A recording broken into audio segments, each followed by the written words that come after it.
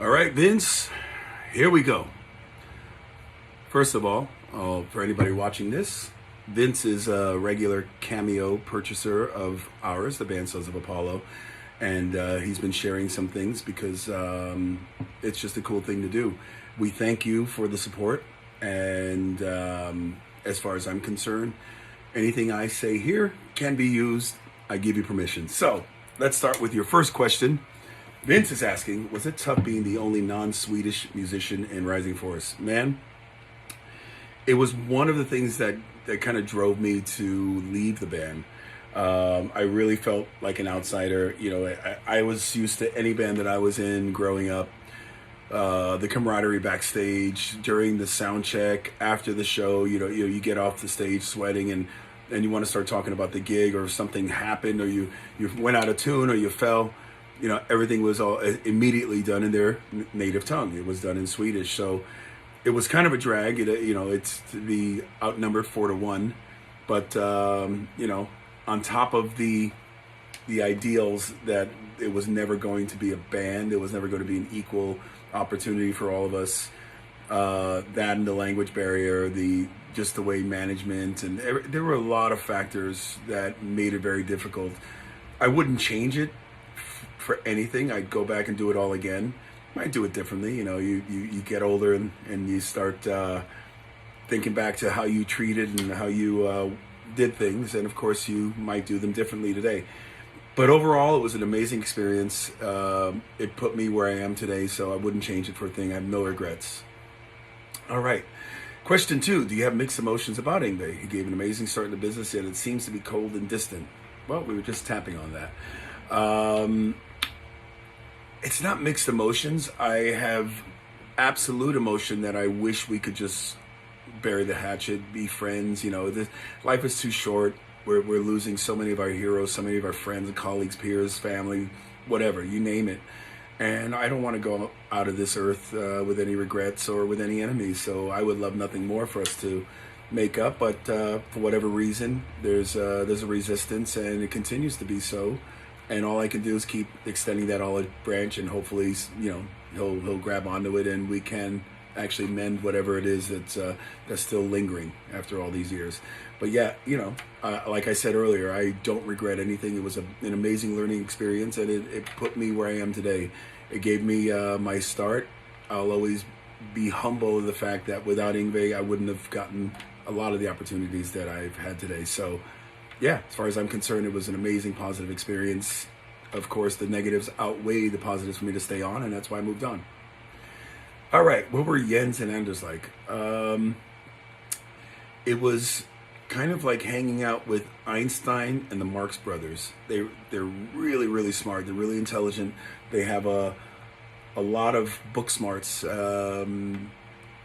technological, electronics, astronomical, you name it. They were really, really smart guys, but they were also troublemakers, and they had their own brand of what was funny, which was sometimes a little dark and twisted. Still are. They haven't changed, and they are two of my favorite people on the planet, much less two of my favorite Swedes on the planet. Those guys were just everything. They were an amazing partnership to be able to tour with those guys and Marcel and Yngwie. So again, I wouldn't trade it for the world. Question number 4. Was that weird seeing heavily played video for I'll See the Light Tonight, hearing your voice, yet someone else singing, Mark Bowles, lip-syncing your words? Yeah, it stung, and I think it stung Mark too. I think from what I can recall, Mark was told, we got to get the video done based on the timing, but don't worry, we'll go back in the studio, we'll put your voice on the song, and then it'll sync up later. So learn the song as you're supposed to learn it, and we're going to replace your voice on it.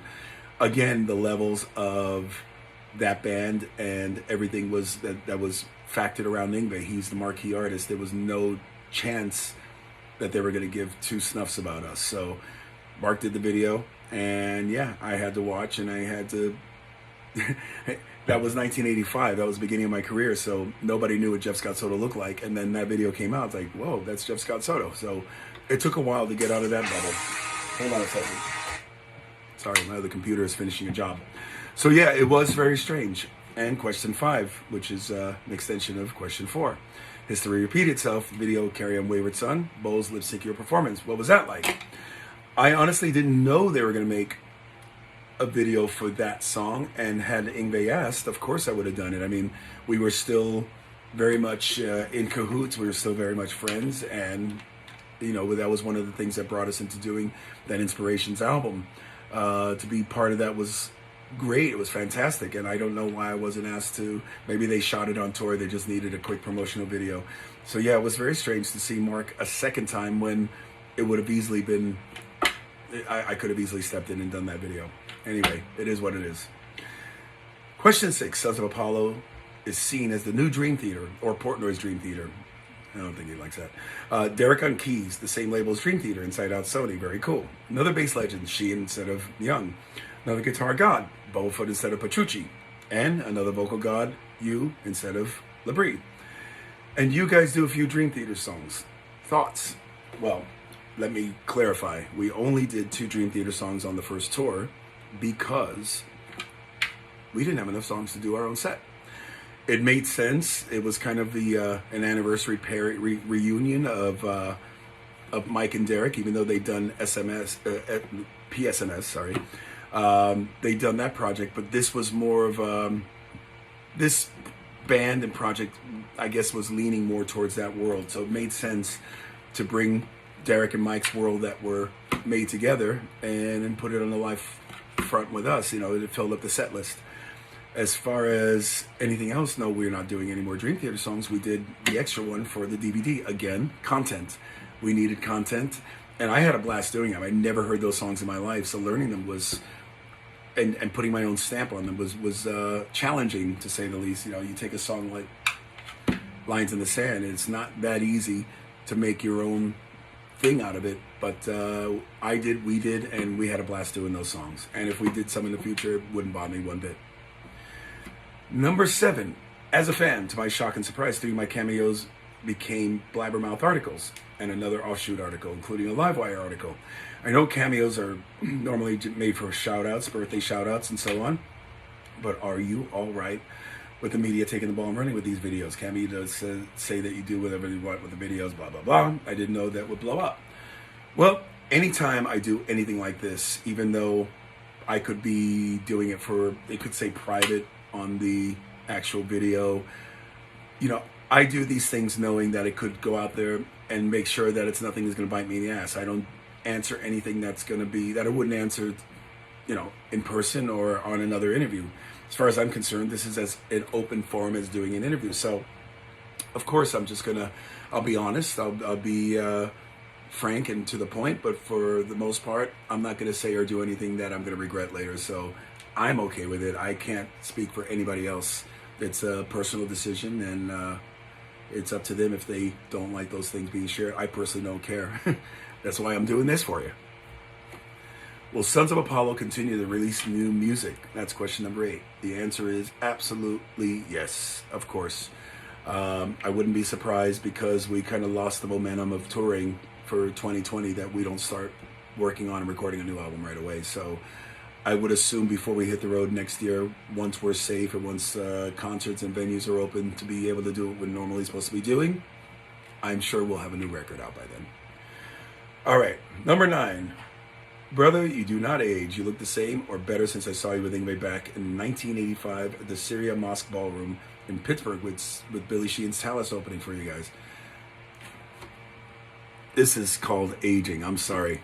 Yeah, of course I can color up the grays and the roots there, but I'm aging. Maybe I am lucky and fortunate because of my Puerto Rican heritage and the brown skin, whatever you want to call it, that I'm able to hide it a little better, a little easier than some of my fellow Puerto Ricans, but I'm holding on to it, and thank you for the compliment. I'll be 55 in November, so it's, yeah, getting up there. Anyways, now the final question, number 10. The live Sons of Apollo DVD Blu-ray is epic. That has to be a highlight of your career. I can't agree with you anymore. Doing it was a bit nerve-wracking because I was singing songs. Of course, I'd heard them. I'd known these songs growing up. but I was doing songs I'd never sung before in my life. We did one rehearsal the day before with the orchestra, and it was more of a kind of a run through, so that I can kind of remember where I was supposed to come in. I think I screwed up. Trying to think of what song I came in the wrong. I think it was Kashmir. I came in the wrong spot, or put it the wrong. Wait, everybody followed the leader. Luckily, I didn't screw up the whole thing. But yeah, never sung Kashmir in my life. Never did Dream On. Never did Gates of Babylon live. Never did what's the other one? Yeah, pretty much everything. I've done Show Must Go On before.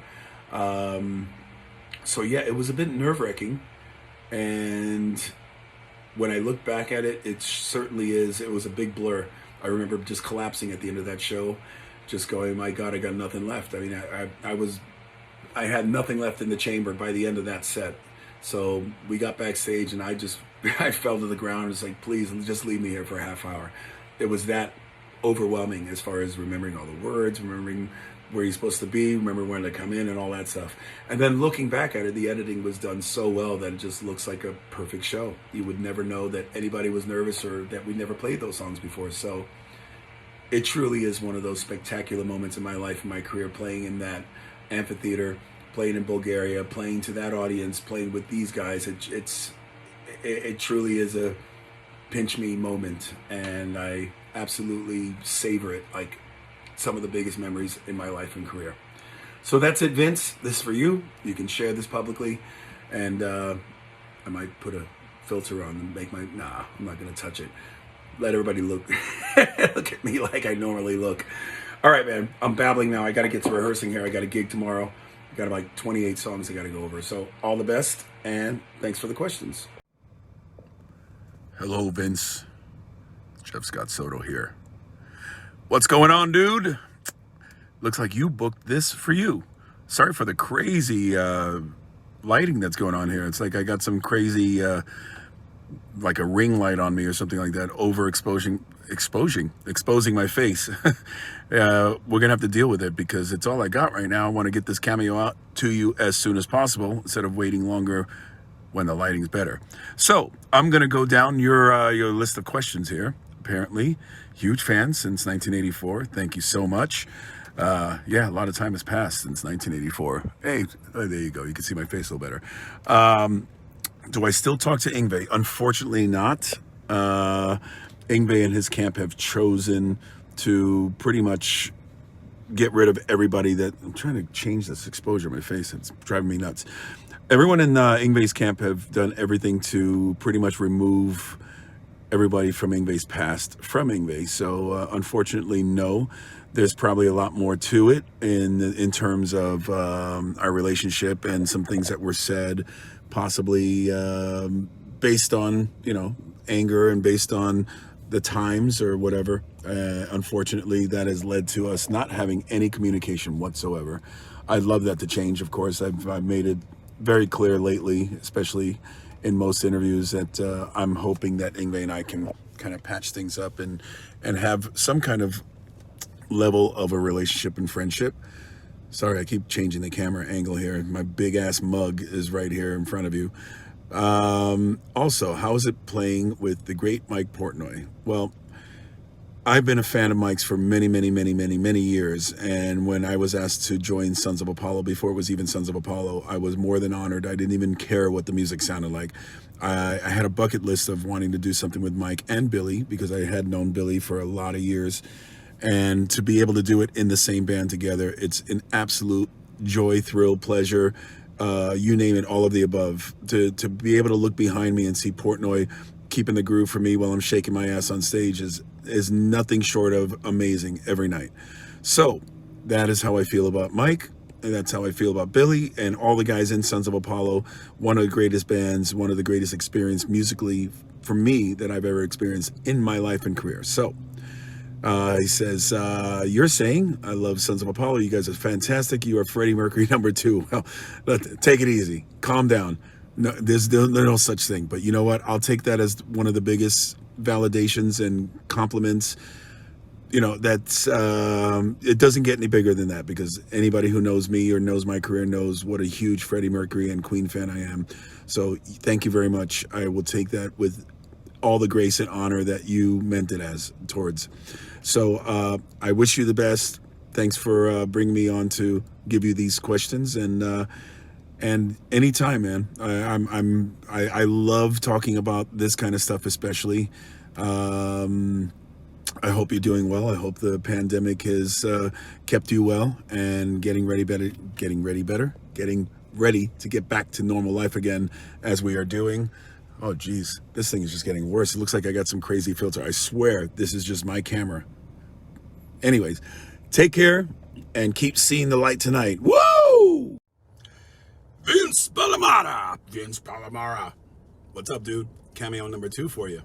All right. Since you enjoy sharing these with our people, your people, our people, Sons of Apollo, we're all our people. So, you want to know 2 things here. I think 3 things. Let's see what we got. 2 questions. Can you record more Beatles covers with Portnoy and Thal? Fantastic stuff. I would love to do more of that stuff. Obviously, the whole pandemic and quarantine and staying home ideal has forced us to do. We're a little more creative than we normally would be if we had the time off or if we were doing our normal stuff in between touring. So as we did that song, because we always used to just a cappella sing Nowhere Man, at one time we did it at an after show. We had a bunch of fans and a bunch of friends, and somebody started singing and busted in, and we just started singing 3-part harmony right there and then. So I told Mike and Ron, I think the next level we can take it, and we should take it, is to do Because.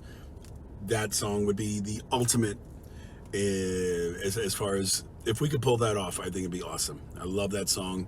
If you've ever heard Because from the Beatles, if you haven't, listen to it. So that would be the next one. I don't know that we're planning it, but at the moment, if we are ever going to do something like that, I would shoot for that one. Number 2, do you keep in touch with Marcel's family? Thank you so much for honoring him. Yes, I do. More so his older sister. Actually, yeah. I don't know who was older, him or his sister. I think they're very close in age anyways. His sister, Helen. I'm very close with Helen and her husband, Thomas. Once in a while, I'll see the other sisters if I'm playing in Sweden or doing something Talisman related. There have been times where they've come along and I've said hello to them and seen their families. The last time I saw them all together, unfortunately, was in 2009 when we did the memorial for Marcel. So that's the last time we were all together in the same place. But Helen, his older sister, is the one, and especially if we're doing anything Talisman, we always get clearance from the family, because we don't want to do anything that infringes on the vision, what we set out to do. And I would expect that Marcel, if I were not here and he was still here doing Talisman stuff, he would ask the family for their blessing, that type of thing. So yes, we do keep in touch. And thank you, Freddie Mercury number 2. You stop that now. Just stop that right now. Freddie, we can never be replaced, never be replicated, duplicated, whatever. But I'll take the compliment. Vince, you rock. Take care, brother. All the best. Hey, Vince. Hey, look, everybody. Vince Palomara. Amazing. Vince Palomara is here again. Dude, you really need to start saving your pennies. You're booking me and my friends and colleagues on all these cameos, and I mean, we appreciate them, and thank you for that. But I absolutely like discussing things like some of the things that you ask, and one of the questions is about the Pittsburgh Steelers. I became a Steelers fan by default of being a Pirates fan, and my little sister, she's actually my half sister, her father, his cousin played for the Pittsburgh Pirates. And when I was young, impressionable, and loved sports and playing Little League and all that, we got to go to a few Dodger games when the Pirates were playing the Dodgers, and it was awesome because we were VIP because of her dad's cousin. And from that, it just kind of filtered over into naturally accepting and loving the Steelers. The whole Pittsburgh thing was such a big influence in my life. When you think back to those days of the dream team of Mean Joe Green and Fran Tarkenton and just so many great players, that truly was the era for the Steelers. And I've just remained a fan since. So yeah, I'm a Steelers fan by default, and the Pirates not so much. I moved on. I'm not really watching so much baseball, but when it comes to football, the Steelers are my team, and the Lakers continue to be my basketball team. And there you go. So, question number 2. You're talking about the Ingve Live and 85 DVD. Ingve seems to be stepping in front of you intentionally. It's funny that not so many people noticed that. A few did, and yes, I noticed it too. That never happened during any other show, but I believe because in general, Ingve probably knew the cameras were rolling, and he wanted to make sure, even while I was singing, that there would be more focus on him. I don't know, again, if that was intentional on his part, but it certainly worked.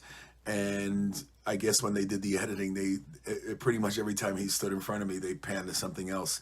But I did notice that during the show, and there were many a time where I thought, what's going on here? So when he would do it, or when I saw he might be trying to step in front of me, like maybe like the second half of the show, I would kind of move to the side and just let him have that spot.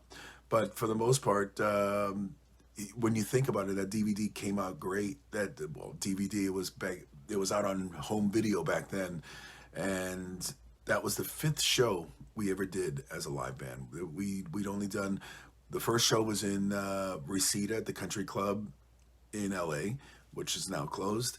The second show was at the Kabuki Theater in San Francisco. And then we did 2 other shows in Japan, and the 3rd show was that particular show. So that was show number 5 for us in terms of a live touring act. So we were still kind of learning each other's onstage presence and movements and where we're going to go for what parts of the set. I wish they would have filmed later in the actual tour, because it probably would have been a little more effective. It would have seemed more natural. It was still so early on. I cringe at so many when I look at some of that footage, because I look so goofy. But that's how you live. That's how you learn. And that thing is a classic now. So there you go, Vince. You got 2 questions for the price of 2, whatever that means. Later, man.